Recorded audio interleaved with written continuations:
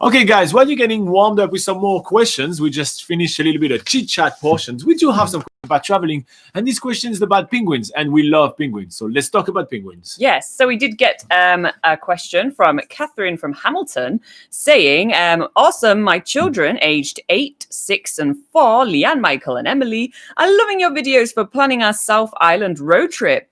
We can only do one blue penguin encounter.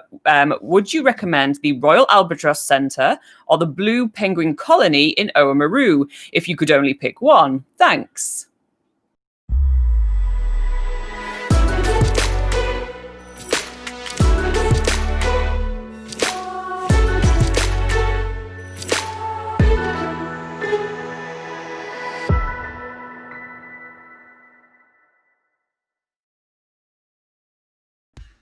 All right. So I love that you guys are watching us as a family. I think it's awesome. So I want to, Laura said your name. I want to say your name as well. So hi, Catherine. Hi, Lynn. Hi, Emily. And hi, Michael. Leanne, Michael, and Emily. I'm terrible at pronouncing them, so I'm sorry. All right, cool. So there are multiple places to see penguins, to see the little blue penguins in the South Island of New Zealand, and they are all pretty awesome. One of the good things with our channel is that we go to most places around New Zealand. So we do have videos about all 3 of the best places to see the blue penguins. So that's Oamaru, that's Dunedin, but there is also an awesome blue penguin colony in Akaroa. So we're going to give you a bit of information about all 3 of them so you can choose which one is the best for you. Laura, do you want to give us a bit of the difference between all of them and tell us about them? So between those 3 different companies, they are actually all quite different experiences. In Oamaru, on the Oamaru Little Blue Penguin Colony, they have quite an interesting setup where they've got some artificial nesting boxes in sort of a central area. And then they have sort of seating in a sort of like stands, like if you go to like a sports, like if you go to rugby or something, Go penguins! Go penguins! You're sort of sat in the stands, which are tiered, so everyone can sort of see the penguins. But of course, like it's still all like natural for the penguins. Like you see them coming from the ocean, sort of waddling onto shore, going through some little tunnels that have been made for the penguins, and going into nesting boxes that have been made for the penguins. So the penguins are free. It's not like any weird thing where the penguins are kept there against their will or anything. But it's more of a sort of like, it's all, it's a man-made sort of environment. It's got artificial lighting everywhere, which is perfect to see the penguins. It makes the show really clear. You can see what's happening. There's commentary from a lady that's on the microphone. She's telling you, about the life cycle of the penguins, sort of explaining some of their behaviors as well. So you sort of get a really good viewing and learning experience from that. You get to pretty much guarantee seeing penguins, quite close up, really clearly. So that's the thing with Oamaru. At the Royal Albatross Centre, which is on the Otago Peninsula near Dunedin, they kind of have a similar thing, but it's in a more sort of natural environment. It's a place called Pilot's Beach, which is just underneath the Royal Albatross Centre, and they just have a few sort of like boardwalk stands that are like a deck. You're that's just standing on a boardwalk deck. stands. Yeah, deck is a better word.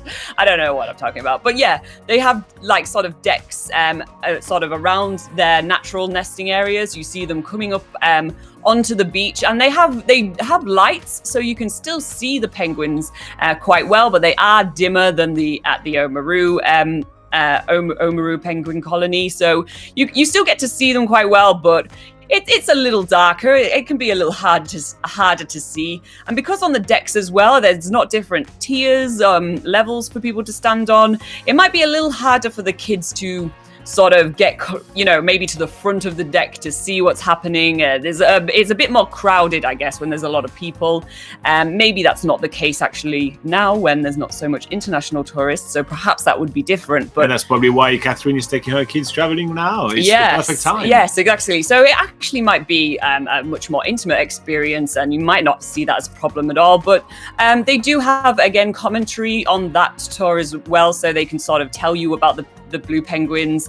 And yeah, that's kind of like, it's different because it is more of a natural environment. You still get to see loads of penguins. You actually can see the formation in the water of them coming in what they call rafts. They're not literally on boats or anything, but they sort of group together and make this sort of what looks like a raft coming into shore, and then you see them all waddling into their nests. And actually, you do get pretty close to them as well.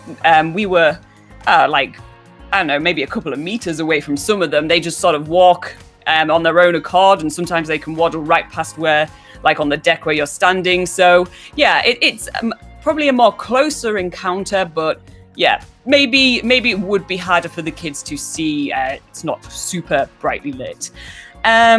Pohatu penguins in Akaroa. Yeah, so next, another option which you didn't put on your list but you might want to consider is the Pohatu penguins tour, which is in Akaroa. And this is a even more intimate experience. You are going to actually the largest little blue penguin colony in New Zealand. So they do have the largest amount of penguins that come here. And they're also a different type of little blue penguin. They're called white flippered little blue penguins, so that just means they have white flippers sort of underneath. Lighter color flippers, let's be honest. Yeah, well, it's just like sort of like white streaks underneath their flippers. They look all pretty much the same, but that's just a little factoid for you there. So what a really cool thing with that, and it is a very good tour for kids. They first of all they take you from Akaroa in their like in a minibus because it's a little bit of a sort of interesting gravel road to get to the penguin colony, so they prefer to take people in their own vehicles that are four-wheel drive rather than getting people to drive there themselves. But on the way you get to see amazing views of Akaroa and the Akaroa harbour as you're driving up, and getting to, you get to go to a lookout, you get to go to a little wetter sort of little hideout thing, like there's like a little wetter box and stuff, so if there's any wetter in there you get to see, like there's like lots of little interesting other wildlife things to do on your way to the penguin colony. And then once you get to the penguin colony, it's also on a working farm, so once you get there the sheep come in because they know that the on tours they get fed, so the kids can go and feed the sheep, which is just really hilarious, fun way to sort of start the tour. And then because they do conservation work at Pohatu penguins, where they sort of save little blue penguins that are little chicks that have, maybe they've been abandoned in their nest, they do a little bit of a sort of rehabilitation thing. They can get you to gather around, put special like camo clothes on you, so you don't nothing's too scary for the penguins. And then you basically get to watch a little penguin chick feeding, which is really interesting and unique. And then after that you get to do a short walking tour to various lookout points where you can see the little blue penguins coming back to shore, checking nests where there have been penguins and stuff. And it is more of an intimate small group experience.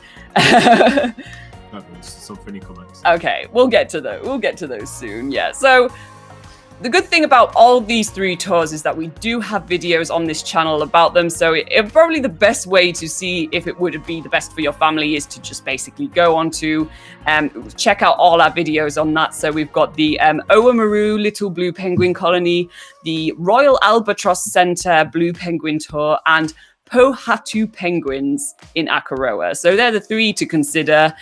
And which one do you reckon would be the best? Okay, so if you do feel like you want the easiest kind of experience with kids, I feel like the Oamaru, they have really big stand. There is decent lighting, and you'll be able, I think you will have a bit of a easier kind of trip to gather three kids around and get them to sit and everything.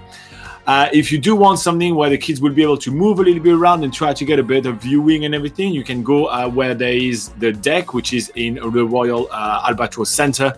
And if you want something a little bit more intimate, which is run by a family, and that you may get as close as you may, obviously, I don't know if they're gonna have the chick right now, right? But you may get as close as possible to the penguins. Then Pohatu penguin in Akaroa is really good. However, Akaroa is quite off the track, so you have to kind of want to dedicate that much driving to it. Yeah. So that's all the options. I think probably Oamaru or the Royal Albatross are going to be you better two choices, and probably Oamaru because of all the lighting and all that. Now I'm going to give you a couple of tips if you are with kids and going to check out the little blue penguin colonies, just to make sure that you have the best experience ever. First up, dress warm. It usually is, get on a little bit later at night. So, and usually it's just right on the coastline. So there is quite a lot of wind. So you can get cold quite fast. So make sure that the kids are dressed warm and everything. Even if you go at, this time of the year when the weather is kind of warming up a little bit, still have the beanie and everything. I think you're going to really prefer having a beanie and be able to put it and cover the ears rather than not having it and regretting afterwards and having to leave early because someone's going to cry or anything like that. Speaking of crying, make sure that you actually chat with everybody. So Leanne, Michael, and Emily, guys, you need to know that those little blue penguins, they're really small, right? So you're very scary to them. And there's already raging waves and there is maybe seals trying to hunt them. And they're trying to just get, after a whole day fishing, they're really tired and they're trying to go to their nest. You've got to be quiet or you're going to scare them. The quieter you are, the more penguins you're going to see. So I think it's a chat to have with the kids. And guys, if you are watching the video with Catherine, with your mom right now, I don't think you call your mom Catherine, but if you're watching your video with mom right now, just make sure that you know that when you're going to see the penguins, be quiet because they will be scared. It's like if you were to see a really big bear, you probably will be scared, right? And if the bear roars, you'll be scared as well. So don't roar and it's be good. Another good tip is that no matter which situation you're going to be, you're still going to be a little further away from the penguins. So maybe packing binoculars will be fantastic. So like that, your kids can pass the binoculars, or you can have a pair of binoculars each, and you can actually pass the binoculars and be able to see even closer. Yeah, that would be really cool. That would make the experience even better because you get to see even closer and you don't feel like you have to run. Because, for example, if you go to the Oamaru colony, once you have your seat, you can't move around. You have to stay on your seat, right? You can't go closer and everything. Where they are the Royal Albatross Center, you can move a little bit more around. So I feel like maybe it'd be good. But if you are Oamaru, you can't move from your seat. So passing binoculars, you're really going to be able to see the penguin closer, and you're probably really going to love that. So packing that would be really good. And also in your bag, just pack some snacks. But if you do pack some snacks, obviously you're going to stay there for, it can last for like an hour and a half. So it's quite long. Pack some snacks, but try to pack some snacks that is not wrapped, like not something that's going to make the noise of the wrappers and everything like that. Because, really the staff is going to ask you to be quiet. Like constantly, it's all about like quiet. So don't be the one that has like, those candies in foil or anything like that. Just, be aware. Like I have packed snacks, like, you literally take a Tupperware box and you put sandwiches or fruit inside. So like that, when you open the Tupperware box and you eat it's the best thing to do because it's quiet. And also you save the planet, it's less plastic, But so think about that. That's kind of like the thing that I will keep in mind when planning that. And also I will take the time to go on nzpocketguide.com. We have some articles about the little blue penguins. You can learn a few facts in there and maybe be able to chat about those facts to keep them entertained, because again, it is quite long. And for example, if you do the Oamaru blue penguin colony, you have a certain amount of time until you can leave because the footpath passes where the penguins are. So you just can't leave. So that means, make sure that the kids are going to be entertained. They've been to the toilets. They are well rested because, that may last up to like 9:30, 10 p.m. Sometimes. So just be aware that this is happening. Anyways, just a few tips for a really enjoyable experience because it's an exceptional experience. We love it. Yes. But just want to make sure that the kids too enjoy it. Anyway, ton more of tips on nzpocketguide.com. If you guys found this video useful, reward us by clicking the like button. It's a great free way to say thank you for all our hard work, and subscribe if you want more travel tips to New Zealand. And we're going back to live chat. Someone left a joke.